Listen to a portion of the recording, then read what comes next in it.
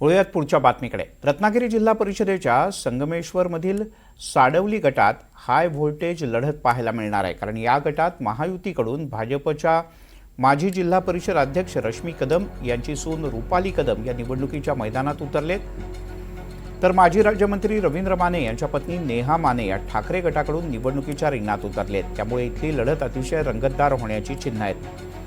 दरम्यान आपल्यासोबत संपूर्ण महायुती आहे, खरी शिवसेना आमच्यासोबत आहे, त्यामुळे यश आम्हाला निश्चित मिळणार असा विश्वास रुपाली कदम यांनी व्यक्त केला आहे।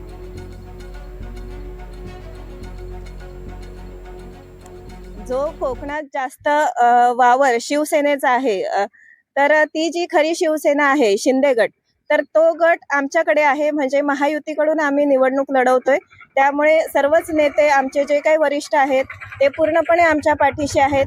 त्याचप्रमाणे आमचं जे कार्य, आम्ही जे मनापासून लोकांना जे कनेक्ट आहोत, आम्ही जे लोकांची कामं करतोय किंवा वावरतोय, स्थानिक उमेदवार असल्यामुळे किंवा आम्ही सगळेच इथले स्थानिक असल्यामुळे आमचा या गटात पूर्णपणे वावर असतो। त्याच्यामुळे आम्हाला वाटते ही निवडणूक सोपी आहे आणि आमचा विजय हा नक्कीच होणार।